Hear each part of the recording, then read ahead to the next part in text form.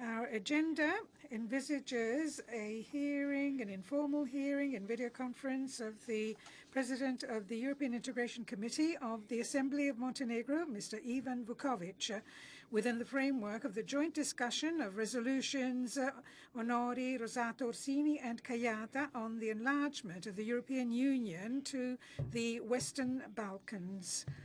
And on behalf of President Tremonti and colleagues of the Foreign Affairs Committee and European Policies, I greet President Vukovič and I thank him for having accepted to take part in our session. I would like to recall you that there are 33 chapters have been opened for negotiation, but during the last 6 years, none of them have been closed. And this has slowed down the progress in the country and had a negative impact on the status of in view of the enlargement of the European Union. We would like to point out that there is a perfect alignment of Montenegro with the European Union foreign policy, including support of the sanctions against Russia after having attacked Ukraine, and support for an international system based on the rules of the United Nations. And for this reason, the partners of the European Union must ensure the utmost support in order to contrast destabilization, hybrid actions and misinformation in Montenegro, in particular those that come from Russia and China, in the attempt of destabilizing the entire area of the Balkans. President Vukovič, I now pass the floor over to you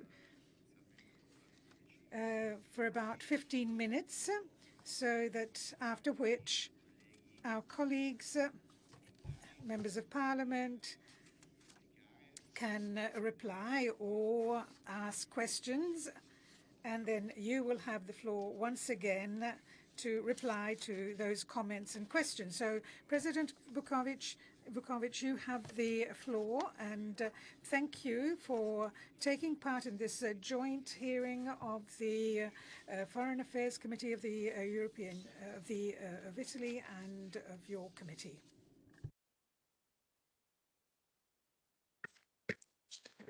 Thank you very much. Could you just confirm that you hear me well enough? La sentiamo molto bene. We hear you very well. Thank you. Very well. Thank you. Dear Mr. Vigna, dear Mr. Tremonti, the distinguished members of the Committees on EU Affairs and International Affairs of the Italian Parliament, it is my honor to greet you today on behalf of the Committee on EU Integration of the Parliament of Montenegro. And the very beginning, I'd like to express my personal gratitude, but also the gratitude of the members of our committee for this very valuable initiative that you're presenting. We believe that this initiative stands as another important confirmation of the excellent relations between our two states, and those relations, as we all know, have a very deep historical roots. But it also demonstrates, I would say in the best possible way, your dedication to the idea of European integration.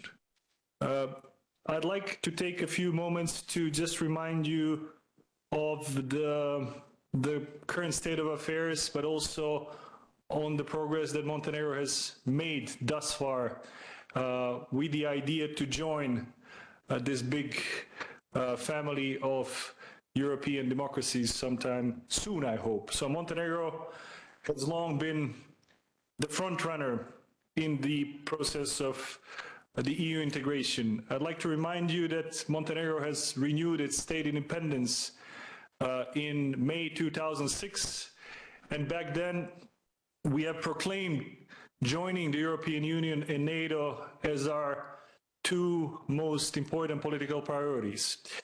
As I'm sure you know, we've joined NATO and Italy has officially become an ally state for Montenegro in June 2014. 2017. And when it comes to the European integration, we've officially launched the negotiations back in 2012. A year later, Croatia joined the European Union, and that was the last time that the EU has actually changed its borders. In the course of the next 8 years, Montenegro managed to open all the 33 chapters, as you pointed out. We provisionally closed 3 chapters, but for a while, this progress has not been characterized by a satisfactory dynamics. It is partly because of the, I would say, the lack of enthusiasm of the previous EU administration when it comes to the idea of enlargement, and at the same time it is fair to say that we in Montenegro could have done more and better in order to demonstrate that we're willing and ready to join the European Union. Starting the Russian aggression against Ukraine in February 2022, a tragic a moment for us all, brought about a new hope in the context of the EU enlargement. So we have come to register a new enthusiasm on the side of our European friends. And as they like to point out when we sit and talk about the Montenegro's chances to join the EU, the window of opportunity is now once again wide open for us.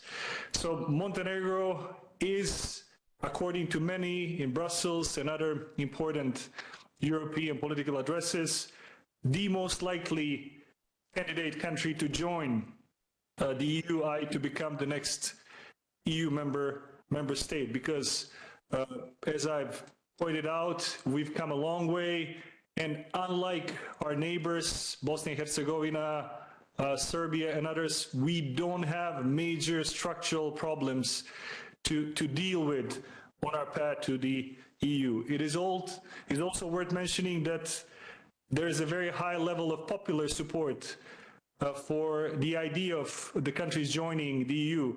It currently stands at 83%. So if we had a referendum tomorrow, 83% of the people of Montenegro would vote in favor of joining the EU. It is also, when it comes to the political scene in Montenegro, the only point of political convergence, or the convergence of different political interests, at least officially. So you can say that both at the level of political elite, but also at the societal level, there is a political consensus when it comes to the idea of joining the European Union. The last couple of years were marked by the lack of political stability. We've had 2 governments which did not last too long, and afterwards in June 2023 we had parliamentary elections, after which the current government was formed. And as a result of the activities conducted by the current government, but also the Parliament of Montenegro, we made some very important steps in the direction of fulfilling the necessary criteria for joining the European Union. And those steps have to do with certain pieces of legislation and certain nominations that were recently made after a long period of time. I'd like only to mention a few. So recently we've elected a member of the Constitutional Court, Constitutional Court judge, after a few years. So we've completed the Constitutional Court in that sense. We've also elected members of the Judicial Council. So for a long period of time, we've lacked 3 members of the Judicial Council, a very important body for the overall state of affairs within the judiciary in Montenegro. And a month ago, after 5 years, we've managed to elect the new Supreme State Prosecutor. So these were all important things for the functioning of the state in Montenegro, but also very important expectations when it comes to our European partners. In the meantime, the new government appointed a new chief negotiator with the European Union and completed his team. So in terms of the state of our institutions at the moment, we can say that Montenegro is ready to assume those responsibilities and hopefully fulfill all those expectations in the months and years ahead. We are currently focused on the so-called interim benchmarks for the chapters 23 and 24. So according to the new methodology in the context of the accession negotiations with the EU, these two chapters are deemed to be the most important ones for Montenegro, but also other candidate countries coming from the Western Balkans. And just as a small reminder, those two chapters have to do with judiciary and fundamental rights, as well as justice, freedom, and security. Pretty much it boils down to the rule of law, fight against corruption, organized crime, i.e. strengthening our institutions so they could secure the efficiency of the state in this domain. Yesterday, the European Commissioner for the Neighborhood Policy and the accession negotiations, Mr. Varhelyi, visited Montenegro. We also had a pleasure as a committee to host him, and we were very encouraged to hear him saying that if within the next couple of months, we're talking about a period from now until June this year, if we meet these criteria, if we, based on that, get a positive report on the fulfillment of these interim benchmarks, i.e. if we pass a series of important laws that have to do with the prosecutorial organization, with the judicial organization, with certain legal activities and the battle against organized crime in Montenegro, and we think it's all doable and possible within this time frame, that we will get a positive report based on which the EU will tell us when will we be in a position to close chapters 23 and 24, meaning that if we manage to get this positive report in June this year, from then on, the European integration process for Montenegro will literally be one-way street. So I'm quoting Mr. Varhelyi. So now is the very important time for us to talk about this process in Montenegro. As the Parliamentary Committee on the Integration, we seek to make a contribution to the overall efforts of the state institutions dealing with the European integration process. And although we've been working together for only 3 months now, we've already accomplished a lot, I would say. We've organized important hearings of the members of the government on the issue of European integration, including the hearing of the Minister of European Affairs. And yesterday we had a chance to organize a hearing of the new chief negotiator. We talked to him about the dynamics of the process of European integration. We also recently had a pleasure to host the EU ambassador. In the meantime, members of our committee visited Brussels recently. We visited several EU institutions. We also, just like your delegation, recently attended this COSAC meeting in Namur in Belgium. We look forward to seeing you again in March in Brussels. And in order to show support for the countries of the Eastern neighborhood on their path to the EU, we recently attended a conference in Tbilisi, in Georgia, organized by the Parliament of Georgia in order to share experiences with the Western Balkan countries in the context of the EU integration. And as I mentioned at the very beginning, political differences put aside, members of our committee are fully dedicated to what we consider to be the most important political goal of our generation, that is joining the European Union, hopefully by the end of this decade. We regard this particular issue as one of utmost importance for the country's political future and economic prosperity of our citizens. Montenegro success at the same time would also send out a very strong positive signal to the rest of the Western Balkans, i.e. those countries that like ourselves, would like to join the European Union at some point. And it would also prove the vitality of the European Union itself, which, as we know, are facing numerous challenges at the moment. I say, and I'd like to repeat, that this is the very critical moment for us, because for a decade now, our region has been exposed to a strong, malign foreign policy influence of the Russian Federation.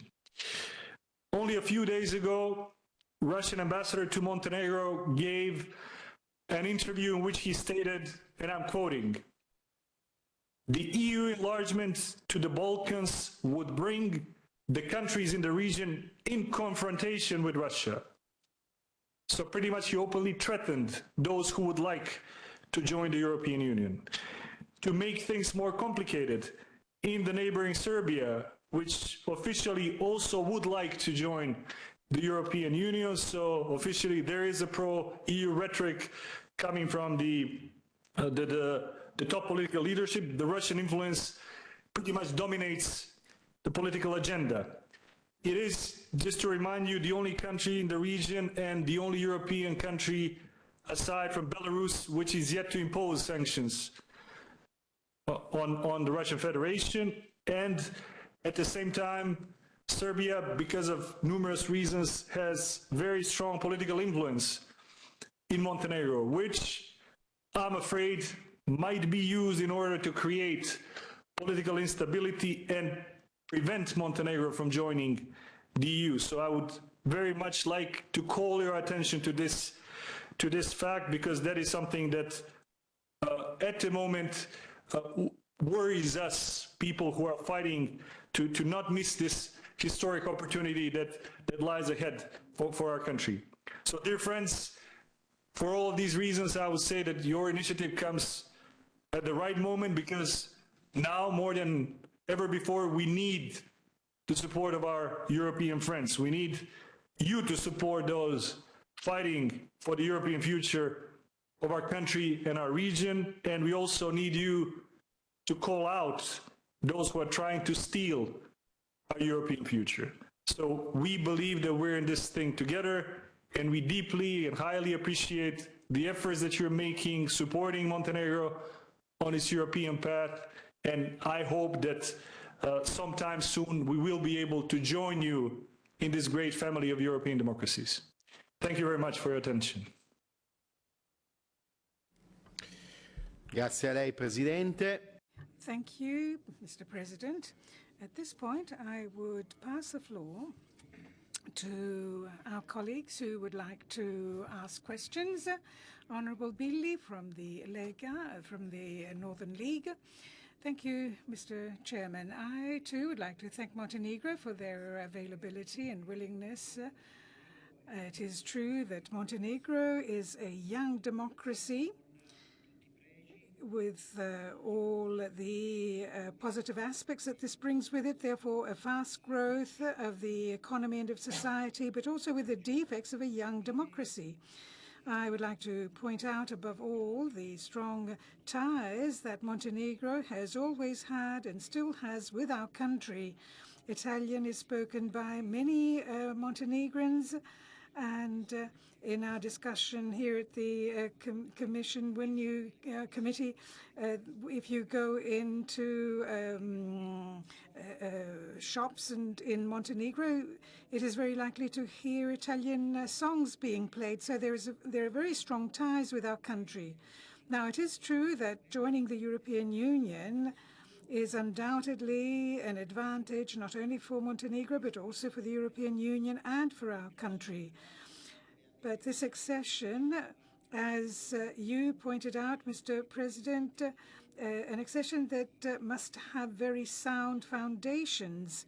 And I would like to recall two aspects of your country that I would like to bring your attention to. And so I'm not referring to the lack of political stability, as you said earlier, because also in our country, in Italy, political instability is something that we have a lot of experience with. These are things that we have seen in our country constantly, and so it's not something that I'm afraid of. But what I would like to draw your attention to, that is the institutional setup of the country. The institutional cohort as constitutional court that did not have a quorum, and so there was a stalemate in the court, the Supreme Court, and also the prosecutors, the state prosecutor's office. So a state that must provide security for its citizens must have a strong institutional establishment, a strong institutional setup. And so I hope that working together with the European Union in order for Montenegro to join the EU, I hope that this will help Montenegro to strengthen its institutional setup. And secondly, for sake of being concise, with regard to funding the infrastructure, well, the first motorway in Montenegro is being funded, and it received a considerable contribution from China, and we pay very close attention to China. Our evaluations are very careful, and with regard to your motorway, we run the risk of being entrapped in debt. So working with the European Union for Montenegro to join the EU, well, we hope that this can help your country to better manage these situations. And I hope that our country can contribute to the further growth of Montenegro, and that we may work together in order for Montenegro to join the EU as soon as possible. Thank you. Thank you. Now I pass the floor to President Tremonti. Thank you, Mr. Chairman. Well, up until yesterday, the European conventional language was focused on enlargement. Enlargement was a widely used term. But this has now been outdated by the war and by history. There are many, with the wars in Ukraine, in the Middle East, and therefore there are many dramatic events. And therefore we need to replace the term enlargement and replace it with union. And the sooner, the better. The sooner, the better. The union must be a union between two parts of Europe. We have the West, which is very sophisticated and advanced, and then on the right, there is a part that may seem to be less sophisticated and less developed, but it is very strongly entrenched in traditions. And as Churchill used to say, traditions are a fundamental factor. So I would like to say that at this present time, which is a very dramatic moment, from the Baltics to the Black Sea, from the north to the south, well, Europe must come together. It must be united. And the sooner it is united on the basis of the same principles and so on, the better. Then obviously this will be followed by the unification at the other levels, at the judicial level and so on. But so it was one thing to speak about enlargement. Even only 2 or 3 years ago, it was different, whereas today we need to see things from the standpoint of union. There are places where history has become inevitable. So I think that we all need to overcome the difficulties. A union of 35 states may be a complicated manner, and there are no doubts if it is based only on the veto power. So some constitutional structures have to be modified, but it is of fundamental importance that all this be done as soon as possible. And I think that in the scenario from the Baltic to the Black Sea and so on, we need to include the Balkans, and undoubtedly your country is one of the most advanced and that is closest to the objectives and criteria for Europe. However, I reiterate that the time has come to go beyond the criteria used up until now. So the current situation imposes that we proceed with a union, and I hope that this may happen as soon as possible and that your country may join the union soon. Thank you, President Tremonti. Honorable Formentini. And he has renounced his contribution. So, President Vukovič, before passing the floor back to you, I would like to go back to what we have just said. These are issues that our colleagues from the two committees know very well, and we started this analysis, the analysis of the parliamentary resolutions on the accession of the Western Balkan countries to the European Union. We did this by meeting you, first and foremost, you who are the president of the Integration Committee of the Western Balkan countries. The aim is to understand what your countries think, what they feel, your personal standing with respect to the great issues on the table of the European Union, the issues that have been debated in recent years and that have been discussed by the European Union. As Anamur said, we often, with regard to the accession of your countries, we focus on the tasks that the European Union has set out for Montenegro, in your case. We focus on the various chapters, whereas today we are focusing on the geopolitical implications. And with regard to the geopolitical situation, it was clearly stated by President Tremonti. The European Union has the need not to abandon places that are close to it because they are part of Europe. They are a part of Europe, and in geopolitics there is no vacuum. So if your countries are abandoned and left out from the enlargement process of the European Union, then it is clear that your countries will have to give up on the European dream, and your countries will therefore slip towards other players, regional players or international players. And so this is a geopolitical aspect that we all agree on. However, we would like to understand what what the situation is with regard to the European chapters on internal policy. Well, the European Union is not a monad. It's a place where debate goes on. It may at times be bitter. The debate may be harsh, where the parties from different countries come up against one another. They discuss issues, and they represent different areas of the European Union. And these different positions may lead to clashes at times. At times they are coming together.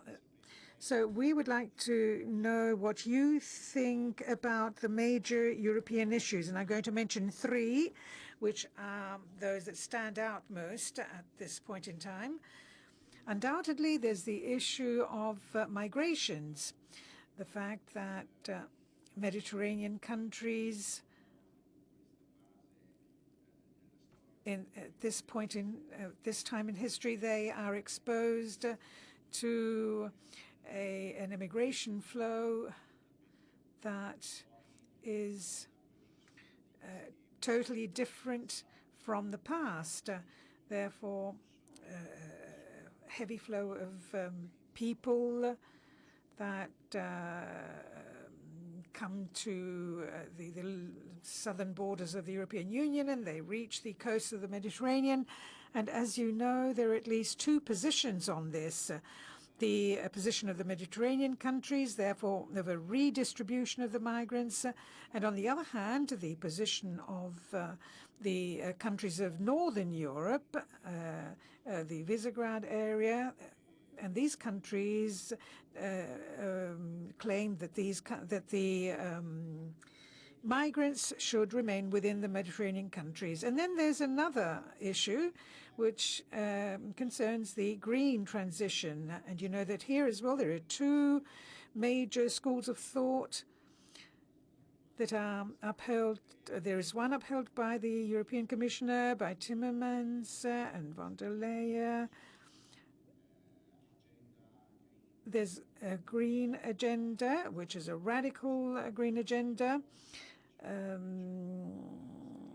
And then there are a series of countries and parliaments that demand a socially sustainable green transition that with the participation of the workers and of the companies, and that takes into account the strategic autonomy of the European Union.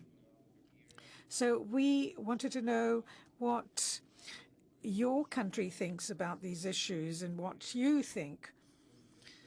With the accession of Montenegro, a new government, a new parliament will be joining the European Union, therefore a new majority, a new opposition, therefore new committees, new stakeholders, new lobbies and pressure groups, new citizen groups, new television broadcasters, new influencers, new media in the broad sense. So it's not only that the European debate will change, but also the various forces will change. And so Montenegro, we would like to know what side is it on with regard to these two major issues. And I would also like to hear a comment from you on what in the EU has been called the protest of the tractors. You know that the agricultural sector in the Union is clashing against the policies of the current European Commission, and they are demanding reforms, radical reforms, with respect to the agricultural policies of the EU thus far. So I would like to hear a comment from you also on the protest of the farmers, the European farmers. Thank you. You have the floor, President. Thank you very much for your very interesting questions. Let me begin by referring to a comment about the closeness of Montenegro and Italy, culturally speaking, and in many ways. I can confirm that. In Montenegro, although we're talking about the end of the 19th, the beginning of the 20th century, we still take great pride in the fact that the last queen of Italy actually was of Montenegrin origin, and I'm very proud that as the former mayor of the capital city of Podgorica, I was actually before joining the parliament, I served as the mayor of the capital city for 5 years. I was proud to head the administration which erected the monument to the Regina Elena, or the Queen of Italy and the Princess of Montenegro. So she stands as one of the symbols of our deep historical ties. I can also talk about my generation growing up watching Rai back in the days, and Solletico and other programs that were shown on the Italian national television. So we're very close, or we're much closer than perhaps one could think if he was only focused on the political situation in the region. When it comes to the more, say, structural issues that were raised, you're absolutely right. We've made some important steps, and I mentioned this with regards to the institutional setup of Montenegro. Because of this political crisis that we faced in the course of the last 4 years, we had some issues with the functioning of the very important state institutions. As a result of these steps being made, that is no longer going to be the case. So once again, we've appointed the 7th judge out of 7 of the Constitutional Court. We filled in all the vacant positions in the Judicial Council. We've elected the new state Supreme Prosecutor. And what remains to be done within these interim benchmarks that we're supposed to meet by June this year is the election of the President of the Supreme Court and the head of the Prosecutorial Council. So these things in Montenegro usually require qualified majority, meaning that the opposition and the ruling parties need to come together, and I believe that we will be able to do so in the best interest of our country, but also our European integration. You've also mentioned the economic dimension of this process. You've mentioned certain investments in Montenegro. It is true that the government of Montenegro back in the days started building the first section of the highway in this country as a result of the financial support of the Chinese bank and with the technical support of a Chinese company. I'm not sure how many of you have had a chance to visit Montenegro, but because of the very interesting landscape and mountainous terrain, the construction of this road was absolutely necessary for the internal integration of the country. It was very difficult for years and decades, especially in wintertime with bad weather conditions, to get from the northern part of Montenegro to the capital city and the southern part of Montenegro in a safe manner. The reason why the government back then reached out to the Chinese is because there was a lack of interest on the side of the big European banks. So the government, before sitting with the Chinese, tried to make an arrangement with the European Investment Bank and the European Bank for Reconstruction and Development. To my knowledge, there was no readiness to support this financially, to support this project, which is of great importance for Montenegro. At the same time, it goes without saying that we prefer to work with our European partners, and that is why we're very happy to see that the Berlin process is being revived recently. And we also very much look forward to the implementation of the EU growth plan. The European Union has invested more than 500 million euros in various projects in Montenegro over the last 10 years. And one of the main priorities of this government will be to prepare projects to be funded by the European Union. So we have no doubts. The EU needs to be our most important strategic partner, and I'm sure that the countries like Italy, which already have very strong economic presence in Montenegro, for these countries that could open up a new perspective for economic economic relations with our country. When it comes to the character of this process, when it comes to the Union, I couldn't agree more. I think that these difficult times that we're living in, especially following the outbreak of this aggression of the Russian Federation on Ukraine, in a way reminded us of the importance of this unity. And it led to the raise of awareness among the European decision makers of the importance of the geopolitical aspect and the value-based dimension of this process. So the Europe will not be united as long as the Western Balkans is out, which is why we think it's very, very important to intensify this process so that we could come together and we could stand together against those who are trying to uproot the value-based foundation of the European Union, those values and principles that we hold dear and that we fight for every day.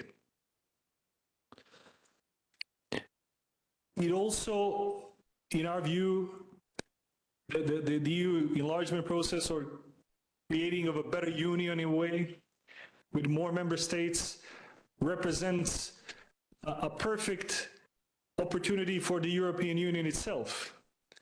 Because although we're not a member state of the EU, we closely follow the situation and monitor all the challenges that the EU has been facing over the last 10, 15 years.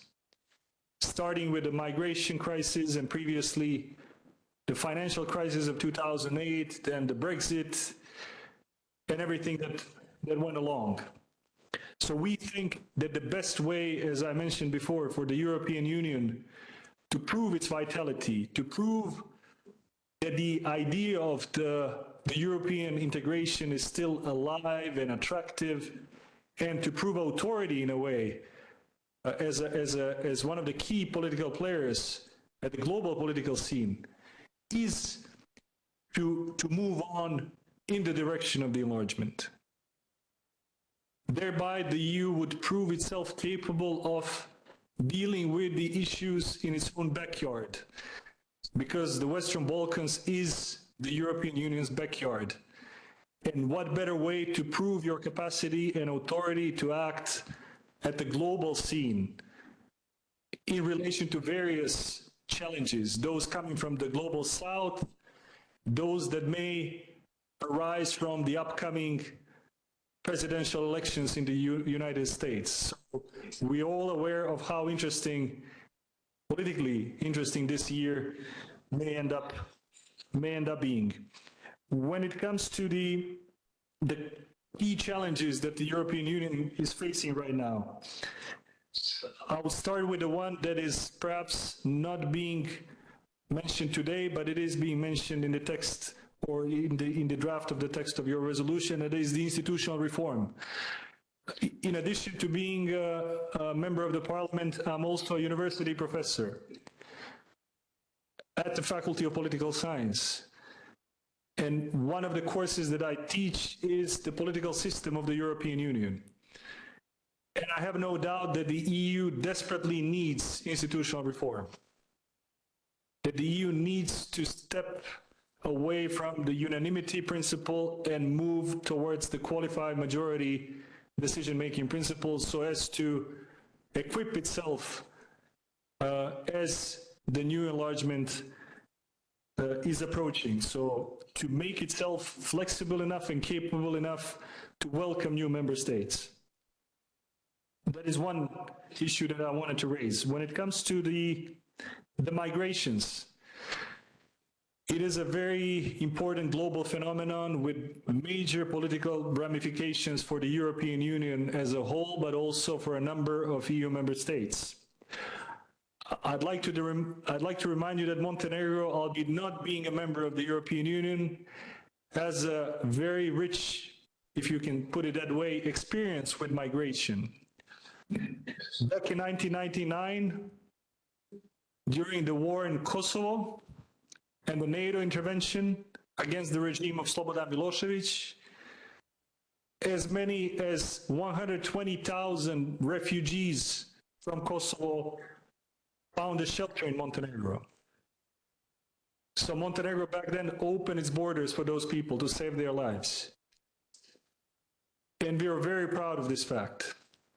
So back then, 1 out of 6 people living in Montenegro was a refugee.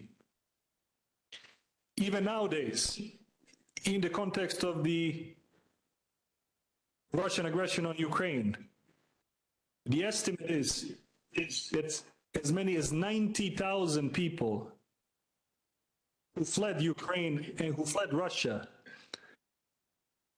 found their home, at least temporarily, in Montenegro. So again, we may not be dealing with the main migration routes like Italy and other countries of the Mediterranean, but we are well aware of the challenges of that sort that we're currently facing. So to answer your question, I deeply believe in the burden sharing principle.